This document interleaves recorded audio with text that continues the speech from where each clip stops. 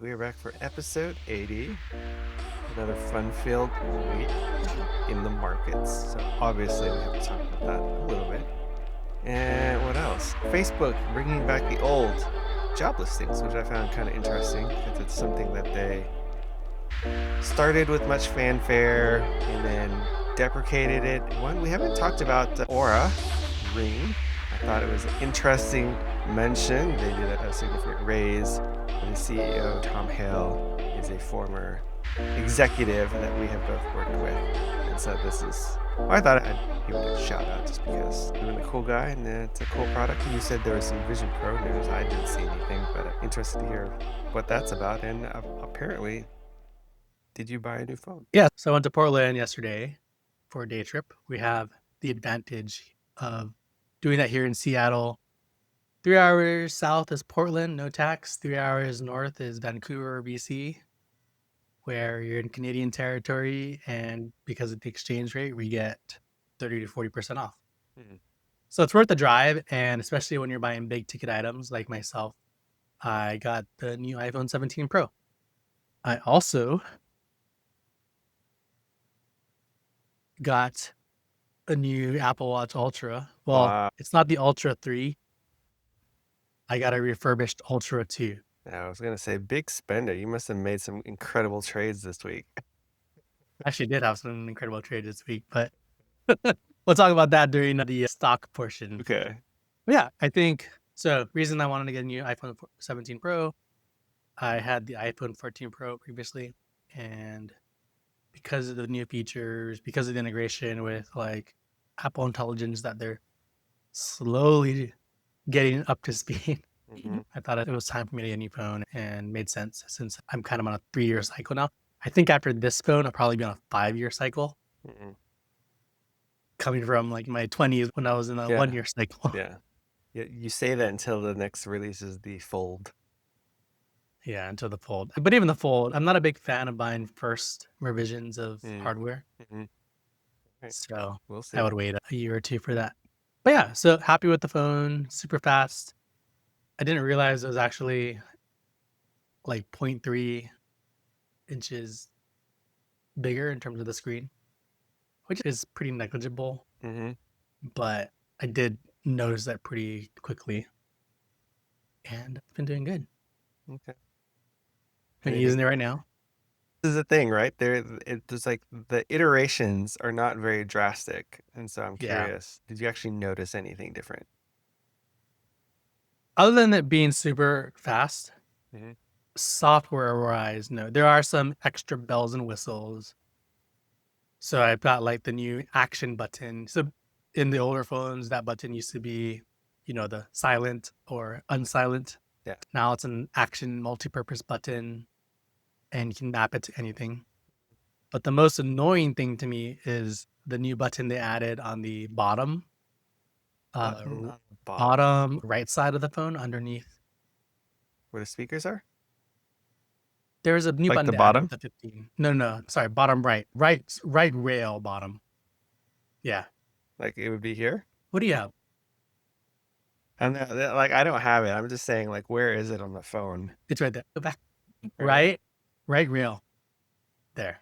You know that button that they added? On the same side as the power button. Correct. Okay. So they added a button there a few years ago that all it does is turns on the camera. Oh yeah, okay. I remember that was supposed to be it was like a big feature of like you could take cameras and then you have your like special button you can press. Okay.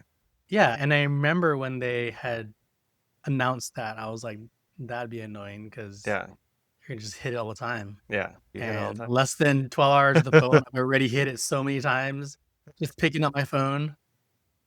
And specifically how it's relevant to this podcast is I use a tripod. I put it in the tripod. It's one of those squeeze tripods. Yeah. And of course, it hits the button. Oh, wow. And yeah, that's true. So it's sort of stupid. Like, I knew that I was going to be annoying. I'm surprised it hasn't made more waves of being annoying. So maybe I'm like missing something. Yeah. I'm hoping, I haven't looked into it yet, but I'm hoping there's like a disable function where I can just disable it temporarily, or even just like say, no, maybe if I just press it 5 times or something. I don't know. So other than that, the phone feels a lot better for sure. Like everyone talks about how it feels. It feels so good in your hand.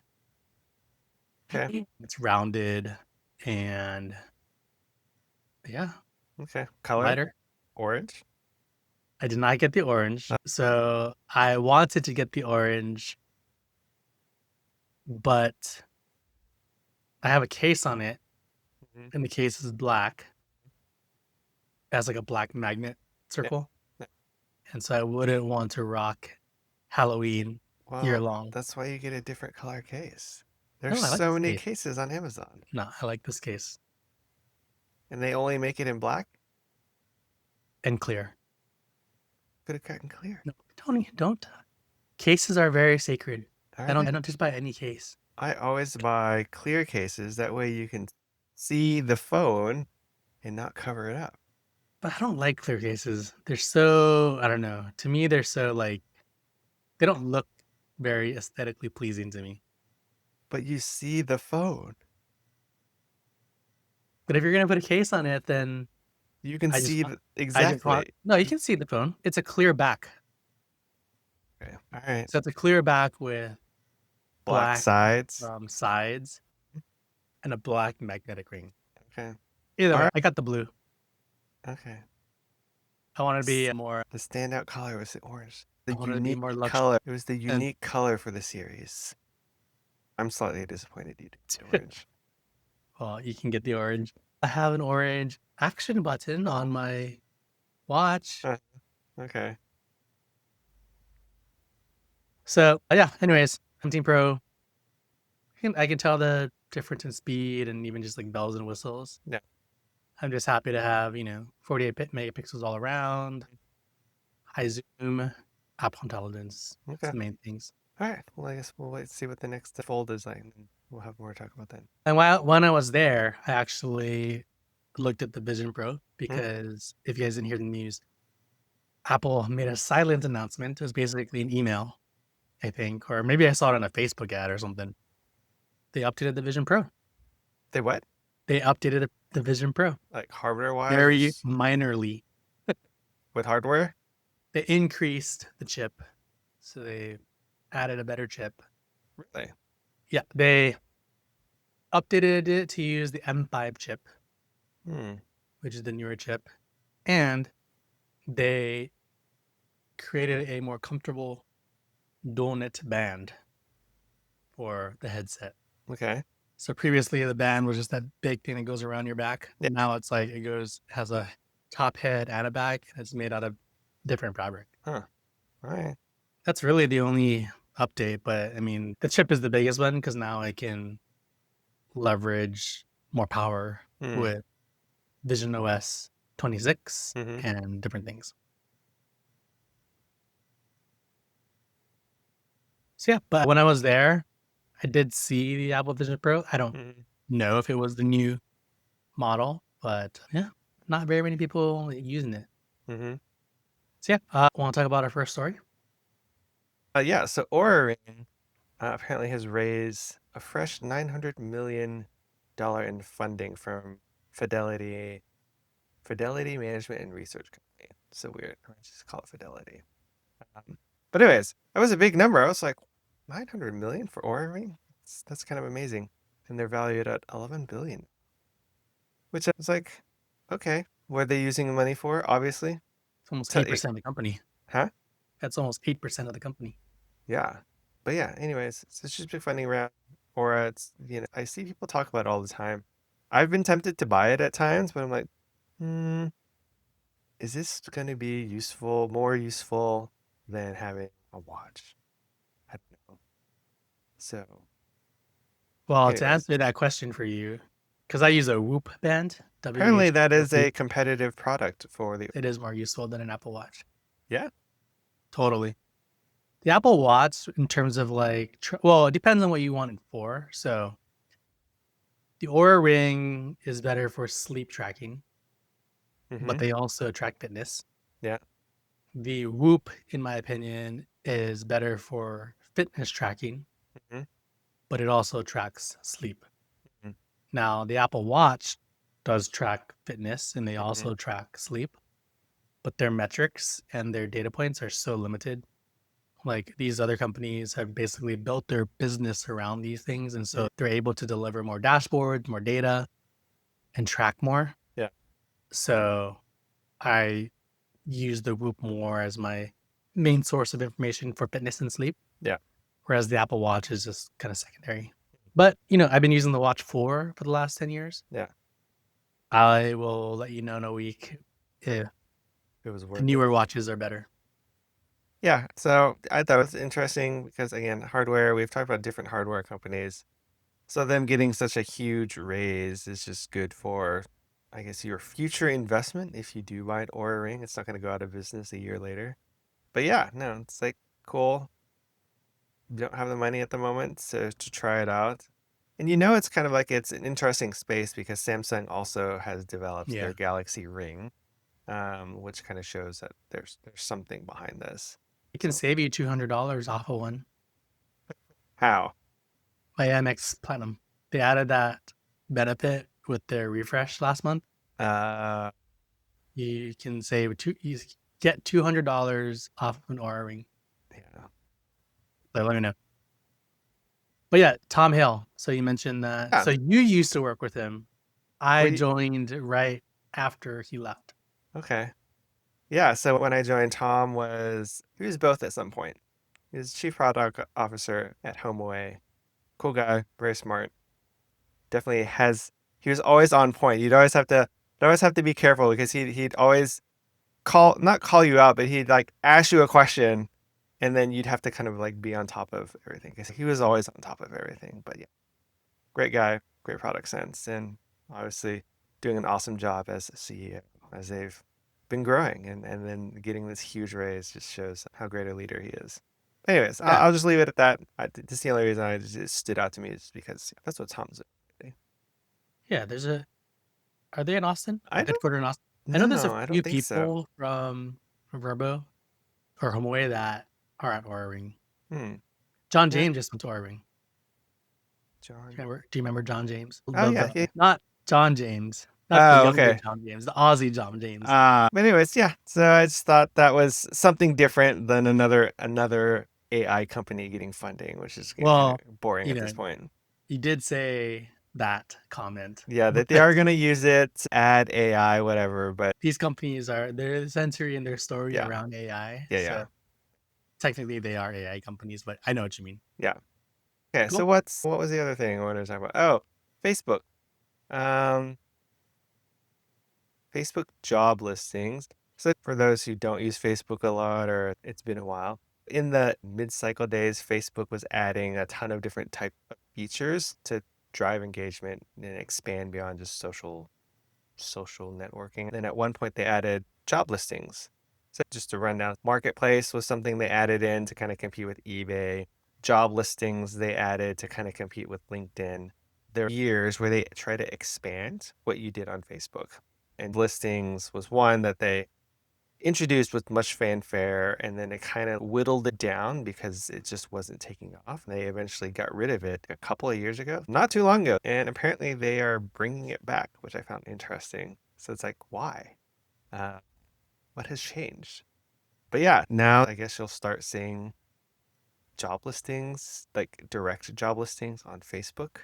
And we'll see what type of jobs they are. I feel like it's focusing on the low end, like gig type jobs or like, Well, like that's what this article says. It says low wage it's good jobs. timing to focus on more like service oriented Yeah. so that they can differentiate from LinkedIn. Yeah. But then that's kind of like where Indeed focuses, I feel like.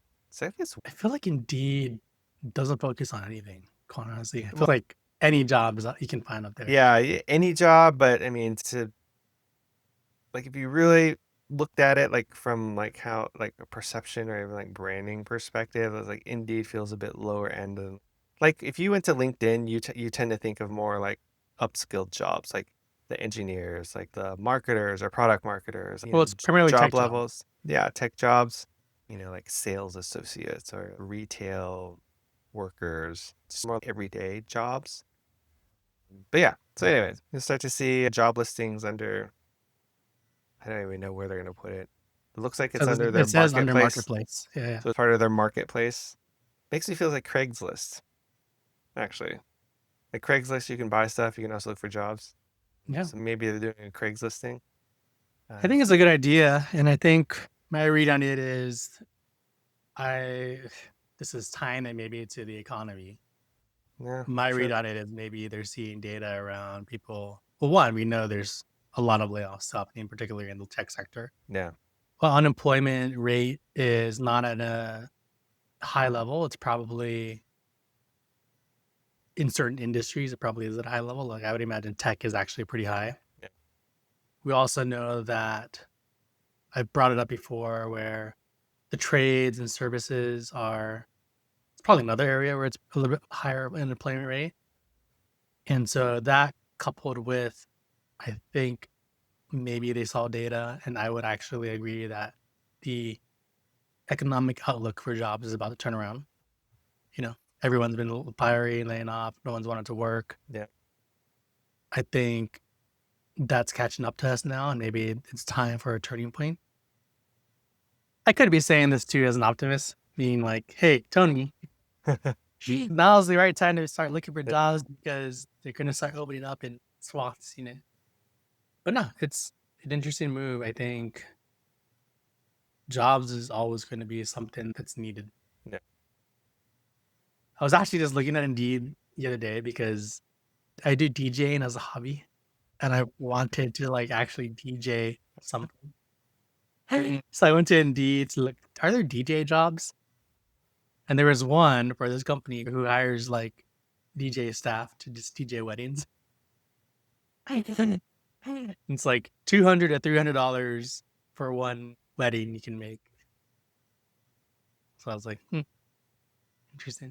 Do you have like a setup? Do you have like a table, spin table? And all? Yeah.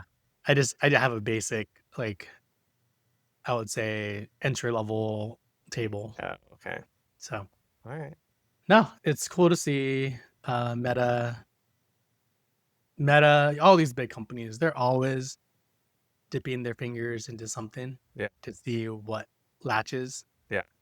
And I would think this would fare well. I mean, Mm, their marketplace business, I'd predict that marketplace probably has the highest market share over like Craigslist and mm, OfferUp and mhm. even maybe comparable eBay. Yeah. So putting jobs there is a good testing bed. Okay.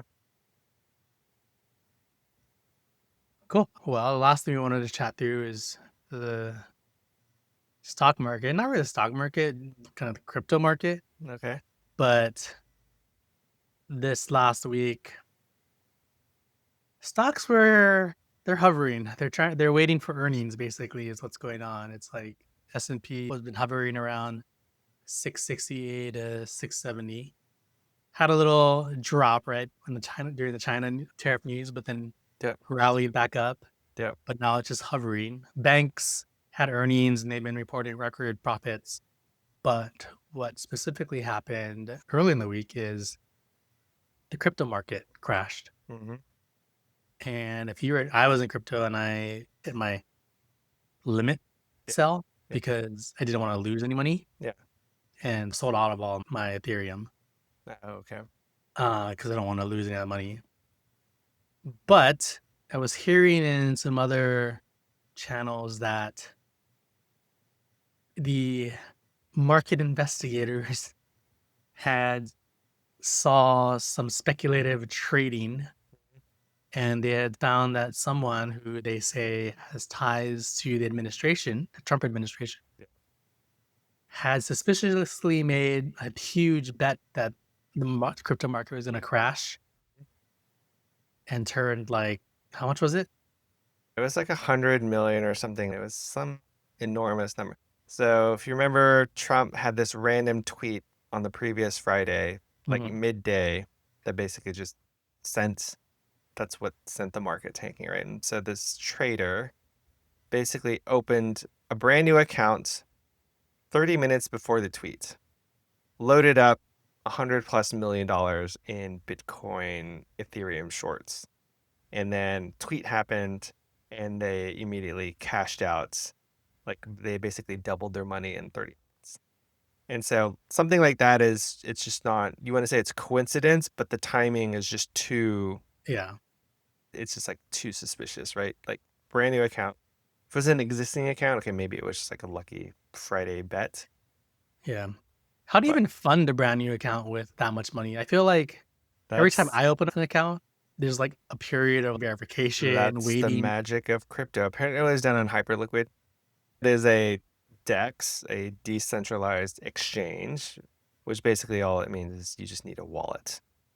But yeah, so, I think a lot of people forget crypto, even though it was meant as a way to escape government oversight, is probably one of the most traceable things ever. So people have been tracking this wallet now that it's live. And I've seen the news this week that same wallet apparently turned bullish and dumped the same amount into Bitcoin and Ethereum longs. To play it out, the market has been pretty shaky this week, to be honest. And so I guess we're waiting to see if something happens over the weekend. Yeah. Does Trump do a taco weekend with China, with Russia? Who knows what's going to happen? So we'll see. Stay safe out there. Yeah. Gold has been played. I made some money in gold. Gold Cool. hitting all-time highs. Amazing. Yeah. I related to your comment around, me having money. I did make some good trades. I mean, last week I did have puts. I remember I told you I was loading in Yeah. puts. So I made a good amount of money on Friday from closing out my puts. Mm. Bought more puts midweek this week as I actually closed the week. I bought more puts. I loaded back up on puts because I saw this level that the SPY closed under that is supposed to signal more downturn for a little Yeah. bit. Yeah. And then, I mean, Tesla, man. Tesla's just the gift that keeps on giving. Like yeah. You mean giving up or going down? Both. You go both ways with Tesla. Just you Yeah. just gotta know these. It's trading in this band of 410 to 460. Yeah. It's all up and down. Yeah. I just don't have a good sense in trading Tesla. Like sometimes I'll make money. I still lose more money trading Tesla than I've made from it. But yeah, I picked up some miners. That thing I didn't go all in because a lot of them are now down. So yeah, we'll see. Some froth is coming out of these speculative names. The quantum computing stocks are all down a little bit finally after just shooting up for no apparent reason. Rare earth minerals, miners, all those stocks have come down just a little bit. Even the crypto treasury companies, Tom Lee's famously Fund Strats, I always see on CNBC, his Ethereum treasury company. It's not doing too well. Neither is MicroStrategy. So we'll see. I really wonder if there's going to be another crypto winter because I'm curious how big the implosion will be on these treasury companies. That's their business model. Yeah. Buy crypto and flip So it. you think that there could not be a winter because there's more like funds in it? Yeah. It's more backed by banks and government now. Yeah. Well, see, this is why I was thinking about it. 'Cause I was on X, and apparently BlackRock has liquidated $1 billion in their Bitcoin reserves. So I'm just curious. Like, if you think about the previous crypto winters, right? It's been mainly retail and they hold. When it goes down, they hold, right? They don't necessarily liquidate or sell out of themselves. But when you think about these institutions, these funds, these hedge funds, they don't think like that. They're not going to hold something 80%, 90% down, right? They're going to take the loss, write it off. So I was just wondering if this crypto winter will be expedient as these funds try to get out as quickly as possible. So we see a quicker downturn than the previous winters where it had a bit of time to watch it go down versus this, maybe it's just a huge sell off. Like very Yeah. quickly we get there. And maybe that's better at it. I'll just be interested. What Probably what's more interesting to me is the traded treasury funds, like the stocks that are actually listed. Like, how are they going to handle, a 50%, 80% decline in crypto when that's their business? Do they just keep buying into the dip. We'll see. Maybe they'll add that support that's needed, right? Anyways, just musings of, crypto. I'm going to say crypto fan, but somebody who trades in it. But Yeah. Well, what you can do is have money ready, which yeah, I do. yeah. I do think we're going to get a little bit of pullback here and just waiting to come We'll back in. see. Even though we talk kind of like bearish, I mean, we're still only like 1% or 2% away from all-time highs. I mean, the market was like, yeah, it was, I mean, it sold off a bit on Friday, but I mean, generally speaking, it was like 46.50 for the most part. And that's really only like 100 points away from all-time highs. So it's not like we're in a super bear market. I'm going to say we're still in a bull market because we're at Yeah. all-time highs, right? Still in a bull market. Yeah. So we'll see. PayPal's giving me a little bit of heartbreak. Oh, speaking of, since we're talking about weird calls, so apparently all this week people were loading up on Intel calls, like $47 leaps, $40 leaps.